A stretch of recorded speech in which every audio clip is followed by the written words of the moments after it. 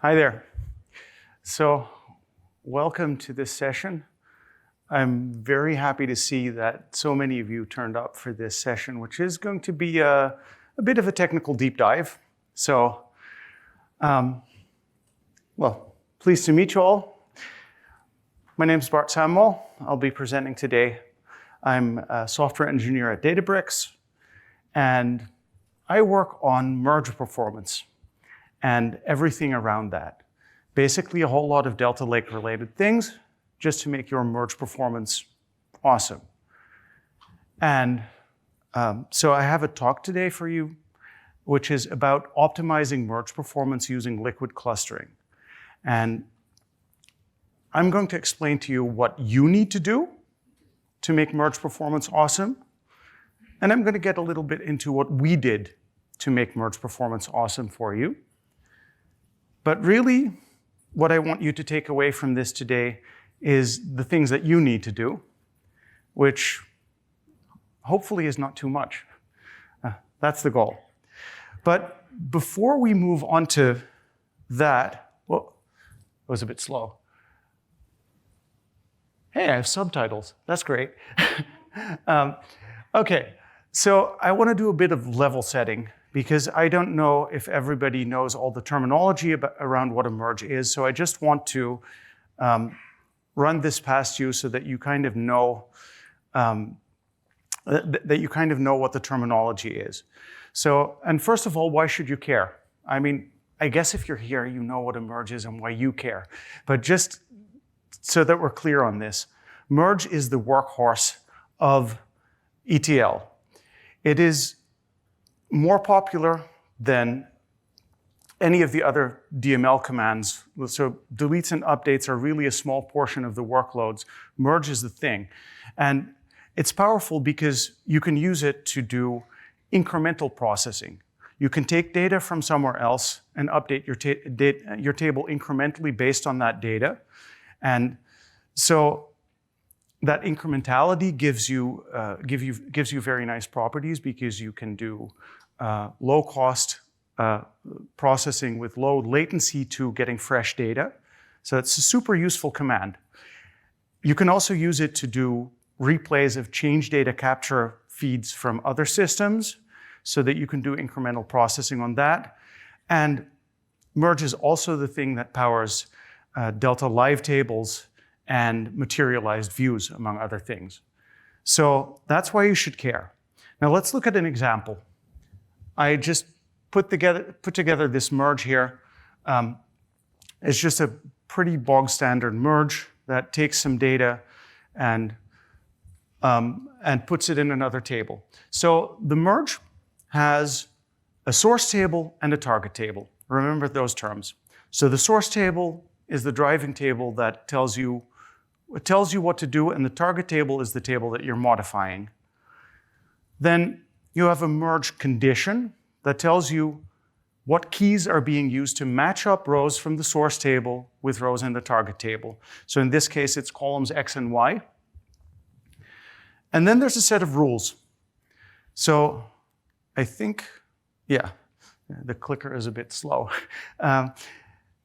So you can have a rule that says when we have a match between two rows, and then maybe some condition, then you can update the row. So like this, you copy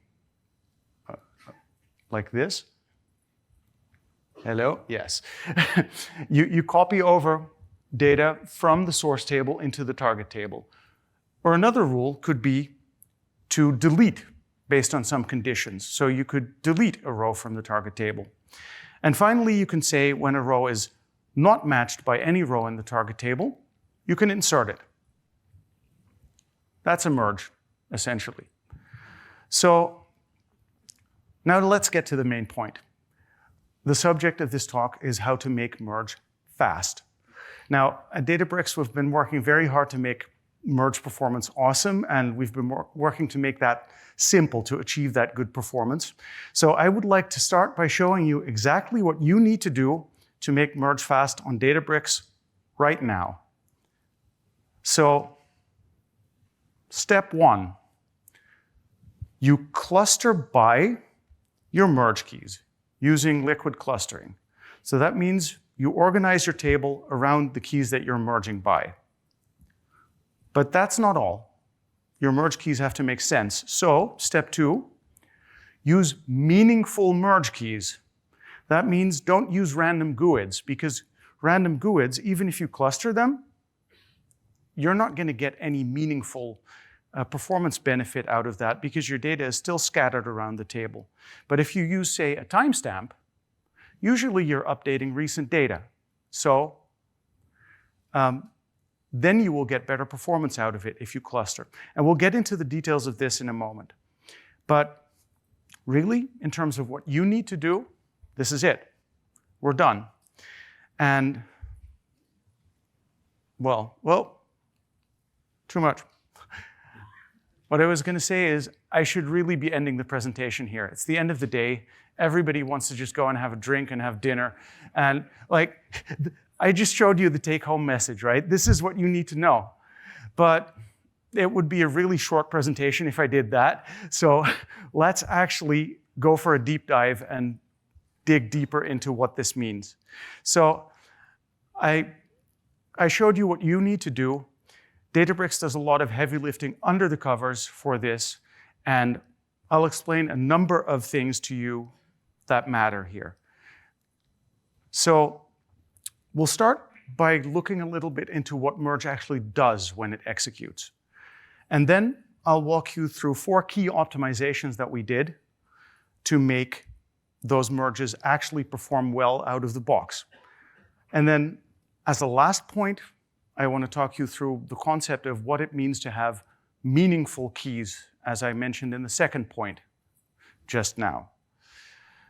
So, without further ado, if the clicker will work. Sometimes it's faster. Okay, we'll start with explaining a merge using a toy example. And we'll get back to this example throughout the presentation to explain the concepts. So, the first step of a merge is you find the files that contain matches. So you have a source table in this example on the right that has a number of rows with keys and instructions on how to update or delete or insert. And then on the left, we have a target table with 4 files. So what happens is that, and now it skipped 2 in one go. I'm going to switch back to using this because it's not working. Okay, so you match them up, and you see that there's actually 3 files out of 4 where there are matching rows that have keys that match rows in the source table. So then, step 2 is to apply the changes, and this is a bit more of a SQL diagram. So you take the target table and you just take the files that you just found. So in this case, this was 3 files out of 4. And you join them with the source table on the key. Then you apply the rules from the merge, and you write some new files containing the updated records. So in the toy example, it looks like this. So these are the matches. And we write these new 2 files. And as you can see, those files contain a little bit more rows than the original records that we're wanting to update, because they also contain the records from the files that we weren't updating. So I'm marking here the records that are like new and inserted, and the other ones are simply copies. Now then, after that, we commit the changes. So we actually mark the old files as gone. We remove them from the table, and we commit that change, and then the merge is done. So just a quick recap. First, you find files with matches. Then you apply changes to those files that you've identified. And then you commit those changes by removing the old files and adding back the new files to the table. So now you all understand what a merge does under the covers.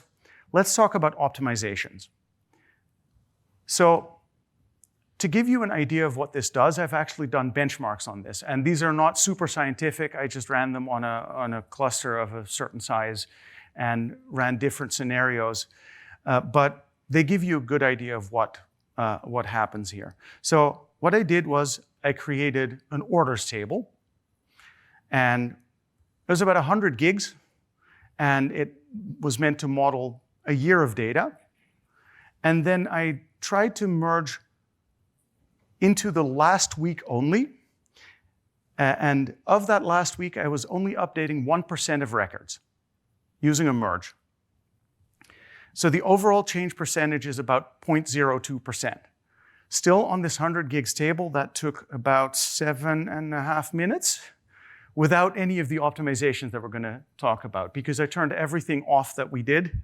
So this is like your baseline. This is your worst case if you don't optimize anything.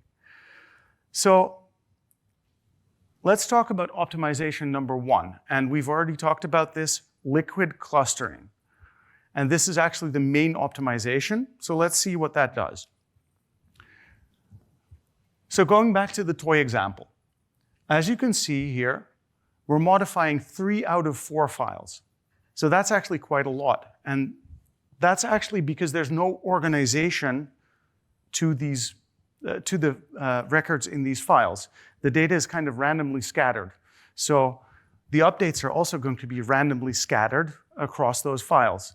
So it's just amazing that we managed to actually skip even one. So what if we organized this data differently, for instance, by sorting it? So in this case, first file contains 1 through 4, second file contains 6 through 8, etc. And now we've kind of brought it down to just 2 files. Now, as you can see, the source table doesn't actually have a small range of updates. It's actually kind of scattered. If this were a timestamp or a date, and you were just modifying recent dates, then it could have been even 1 file. It would have been just the last file. So this is what you want. So what if we could just make that happen automatically? Well, that is what liquid clustering does for you. So it takes that pile of unorganized data and turns it into neatly organized separate piles, or files, actually, of data. And that gets you the performance that you want, because you have to modify much fewer files. So to enable that on your table, you can set it at creation time using the cluster by option, or you alter table, and then you want to specify your merge keys in the cluster by. Maybe you also want to add some of your common filter keys if you have them. So if you have select queries that search for certain keys, then you can add them as well. So you have to experiment with that a bit. And then you optimize your table to organize your data properly. Without that, it doesn't work. However, if you run this on the Databricks data intelligence platform, it gets even easier, because we have this new feature called predictive optimization, which takes away the need to manually optimize all of this.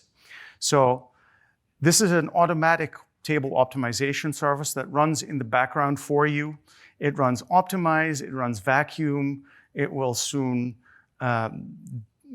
gather optimizer statistics for better query optimization, etc. It does all that stuff for you, and it uses AI to figure out where to focus its efforts so that you get only the work done that actually benefits you, and you don't pay for stuff that you don't need.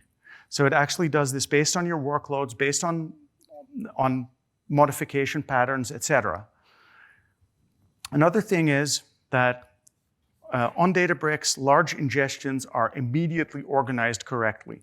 So it just writes it to the table in an already well-organized way.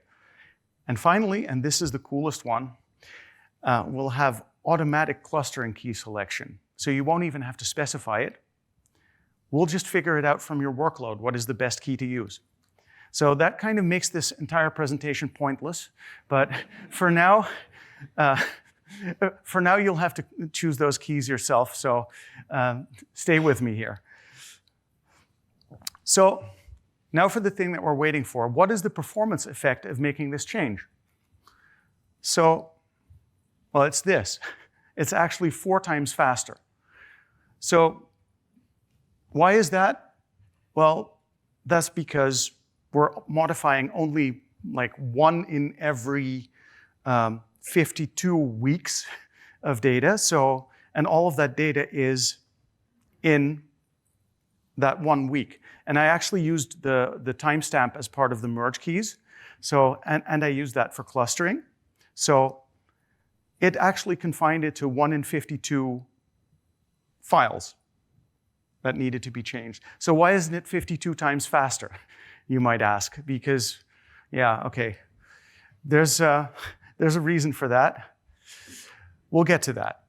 But first, let's talk a little bit more about liquid clustering, because it might sound a bit familiar to some of you, because we also have Z-order, we have Hive-style partition tables, so they get you sort of the same benefits, right? But no, liquid clustering is better than both of these, and I'll tell you why.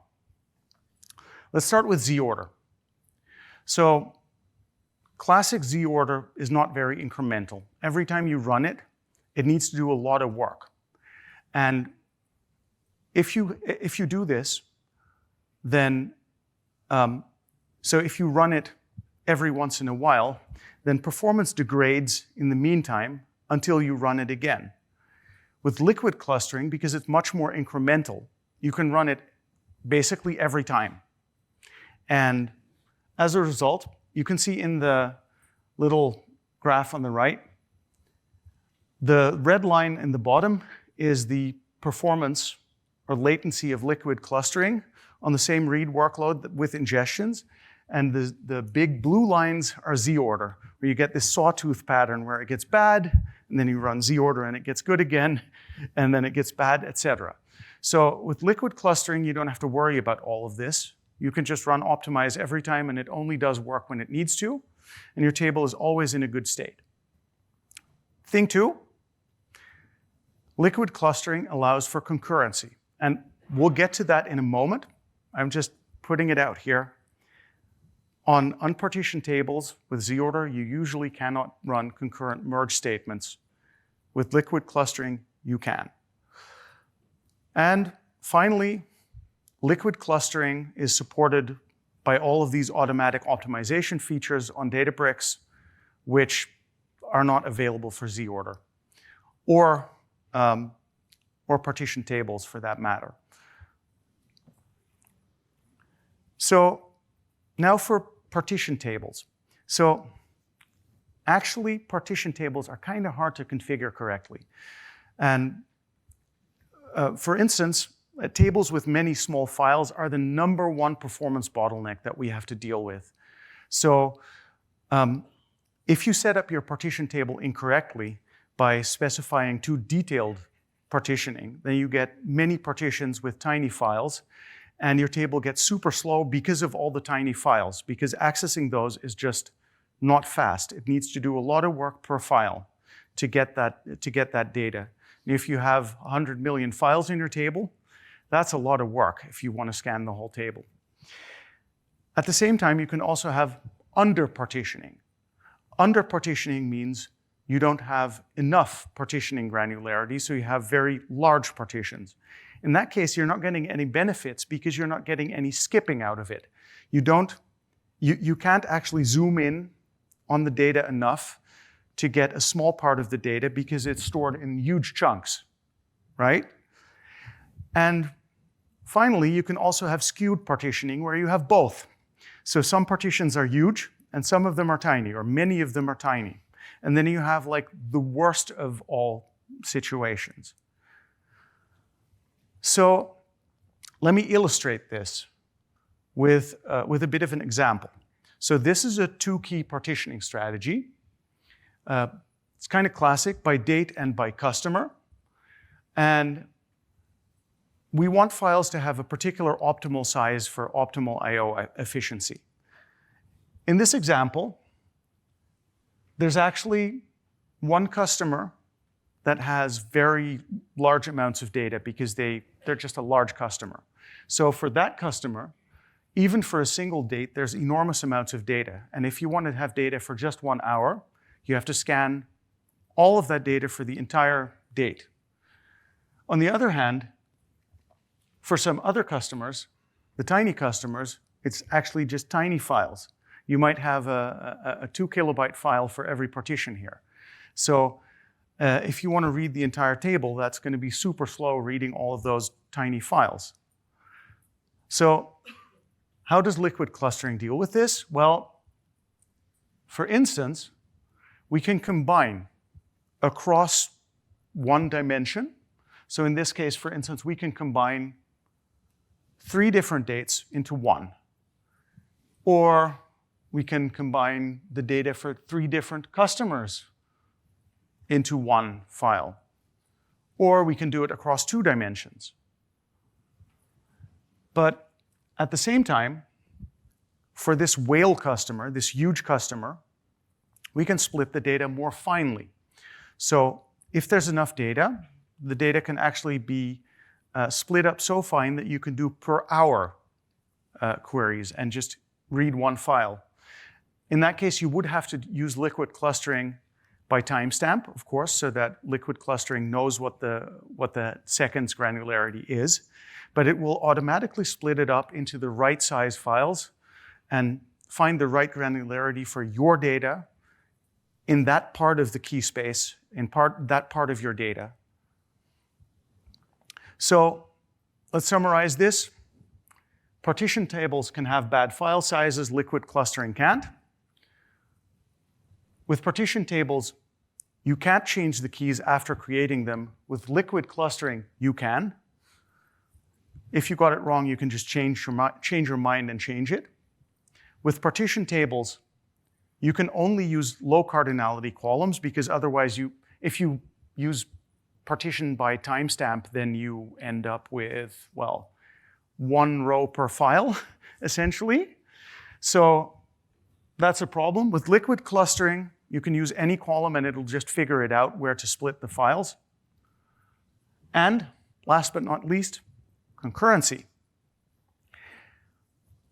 Everybody who needs concurrency up until now needs to use partition tables.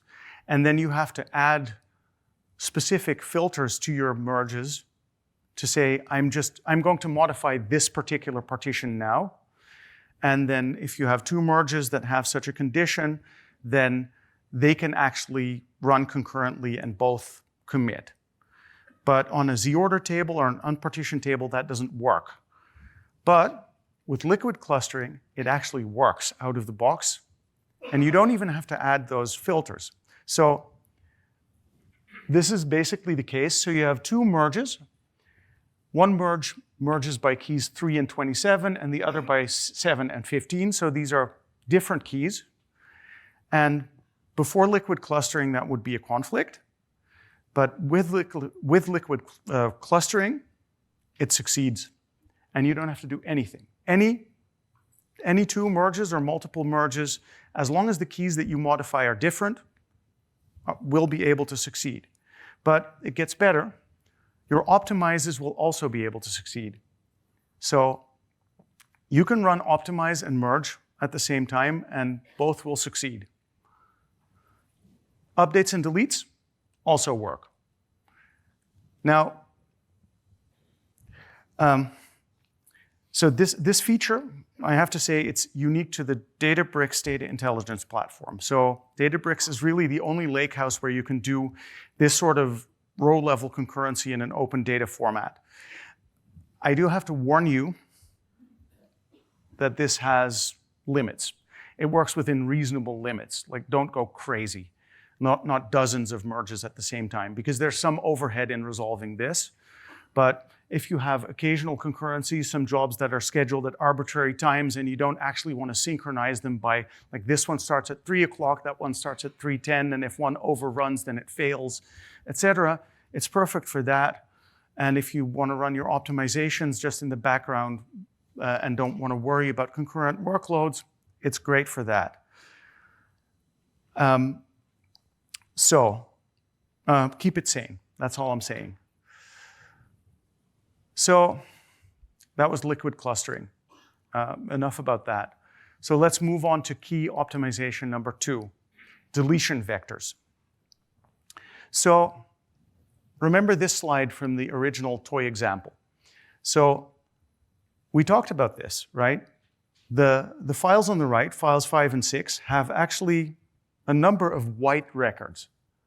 And those white records are the ones that were copied unmodified. Why are we copying those? It's wasted work, right? But we have to because we're removing files 1, 3, and 4.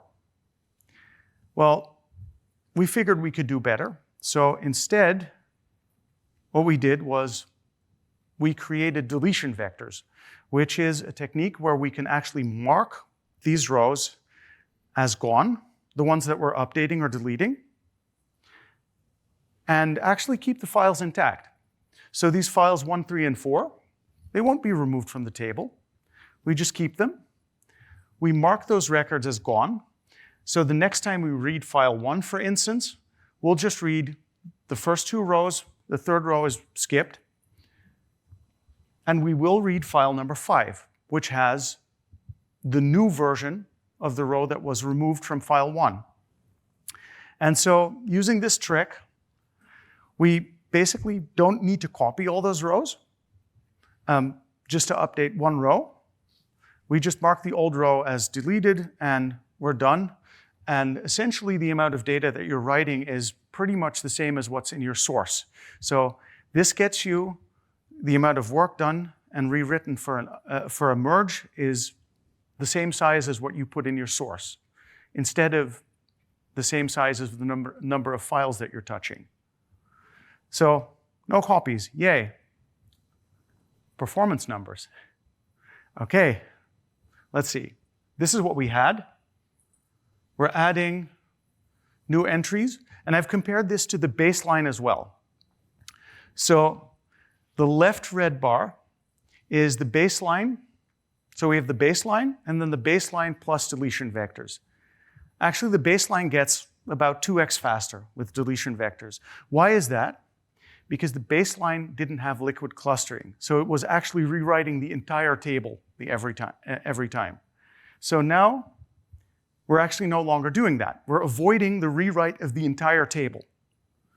And that's why it's so much faster.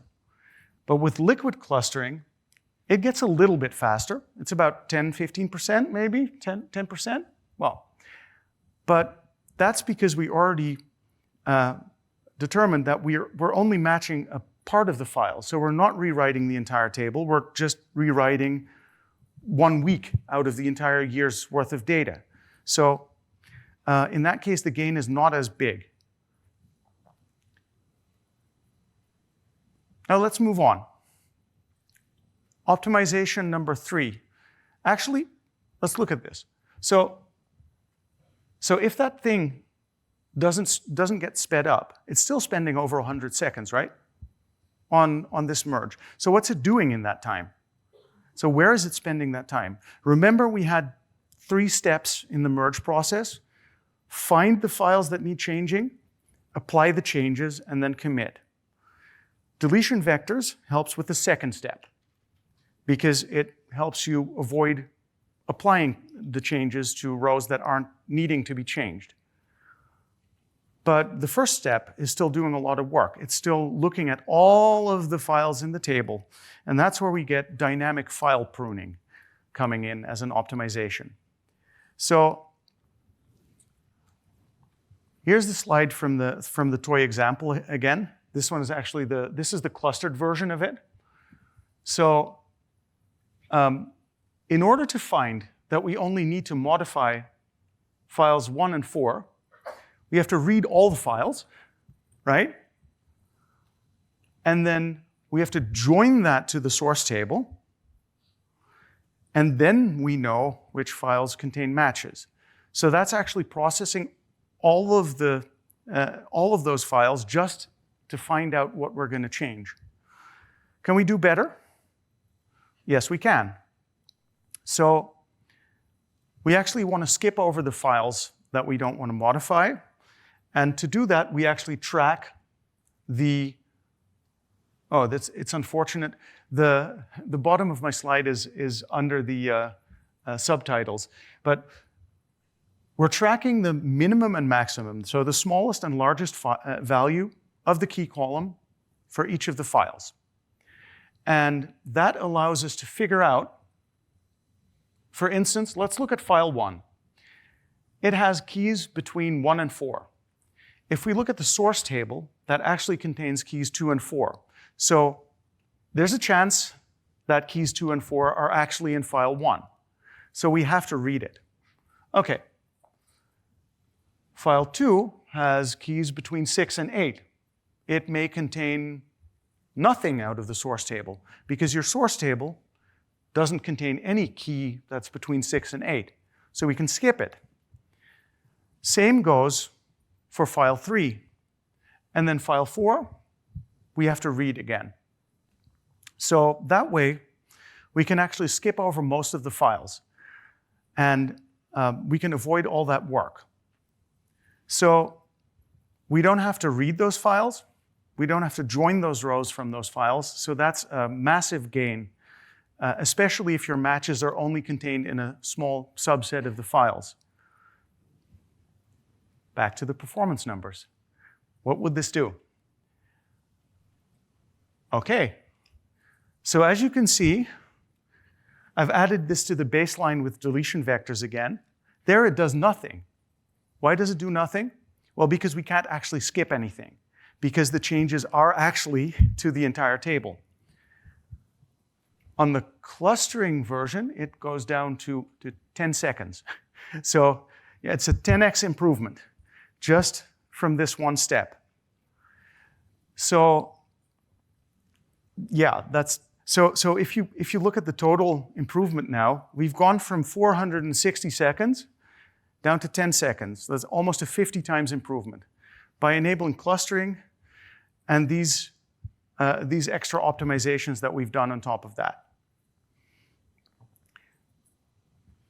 So now let's move on to optimization number 4, Bloom filter joins. So remember this slide again? So actually in that first step, we're trying to find out which files have matches, right? And with dynamic file pruning, we're able to figure out that file 2 doesn't need to be read. But for the remaining files, we're joining that with the source table. So we're reading all the keys from the source table and the keys from the target table from files 1, 3, and 4. We're joining that. That means that we're pulling all of those rows over the network into a join operator. Takes a lot of effort. So what if we could avoid that for rows where we think we're not going to get matches? We've already done file level skipping. What if we could do row level skipping here? Well, it turns out that we can. So what we do is we create this thing called a Bloom filter out of the source table keys. A Bloom filter is a data sketch that allows you to determine whether a certain value could be in a set. So we create that Bloom filter, which is basically just a big bitmap. We distribute it to the places where the files are being read. And using that Bloom filter, we get rid of all the rows that we are sure are not going to find matches in the source table. And that saves us a whole bunch of network traffic and join work. And this is the final addition to this set of performance numbers. Okay, what does it do? On the deletion vectors and dynamic file pruning against the baseline, the unclustered case, it actually helps quite a bit. It's about a 20-25% improvement. So why is that?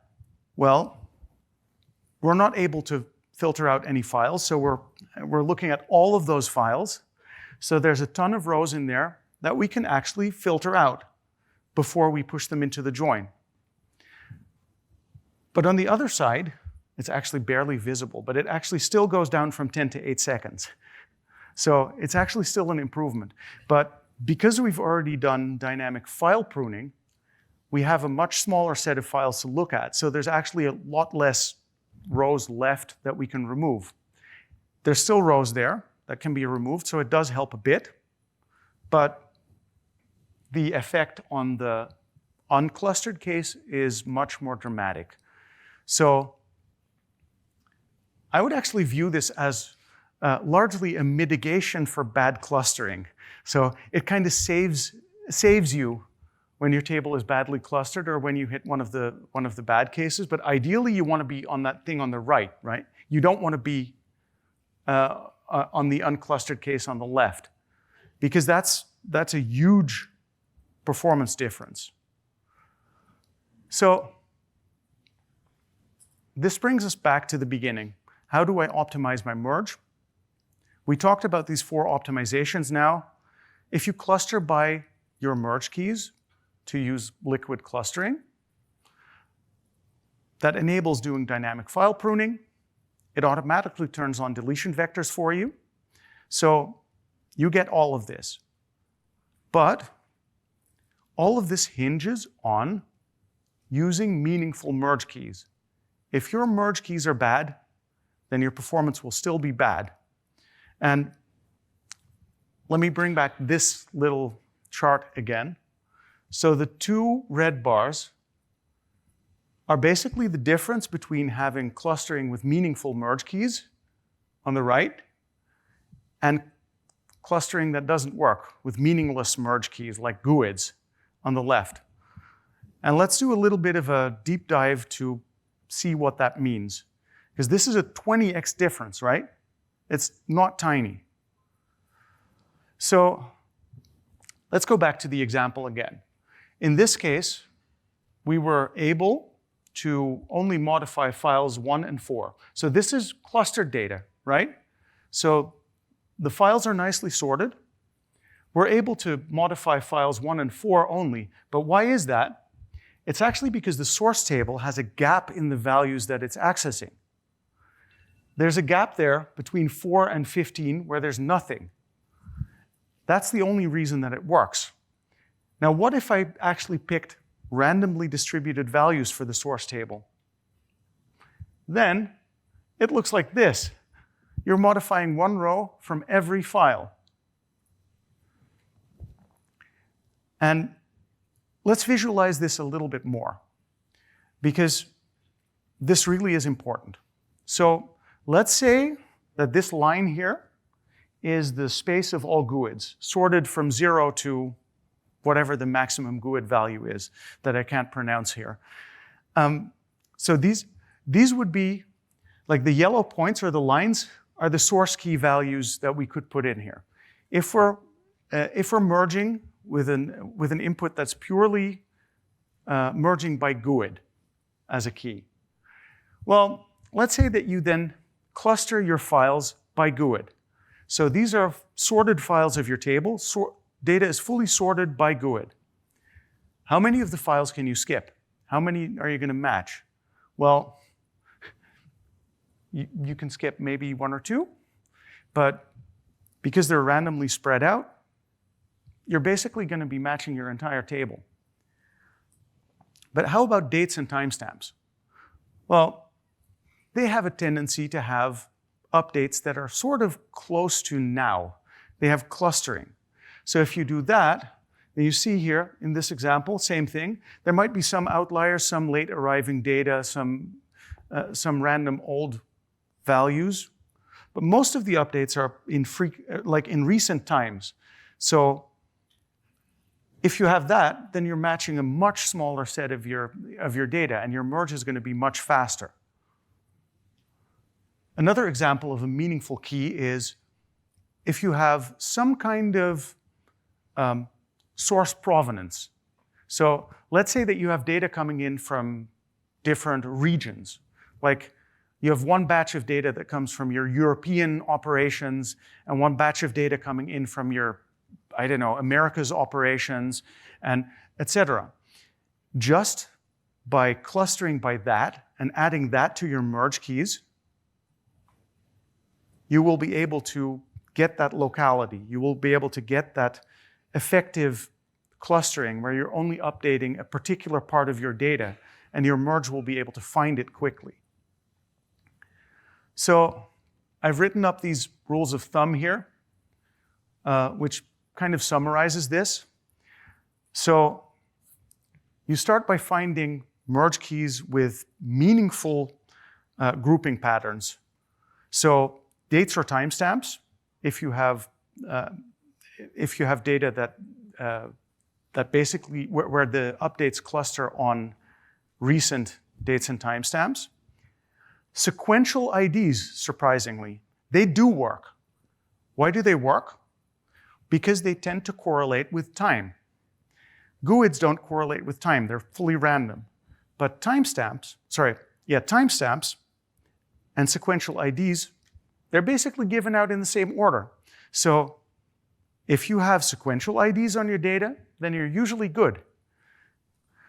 And the third option is to look at any kind of property that your data has on ingestion, that some kind of grouping in every batch where a batch is similar in a certain dimension. Those columns, like regions of source of the data or like the branch if you run a bunch of stores or just anything like that will work. Then, you must add those keys to your merge condition, even if they're not needed for uniqueness. So let's say that you have a GUID and you're using that for merge. That's your unique key, so you need to have that in there. But you can actually add extra things to your merge condition as long as those columns aren't updated. For instance, the particular source region of an update is unlikely to be updated by anything. The event timestamp is unlikely to be updated. That stays the same. Somebody might update the actual contents, like backfill some things or fix some things, do some redaction, who knows? But the event timestamp isn't going to change. So you can add it to your merge keys and actually give the merge more information on how to find the records that it needs to update. And then, once you've done that, you need to cluster by only the meaningful keys that give you that locality. Clustering by that GUID isn't going to help you. It isn't going to help anyone. So you can just leave it out there.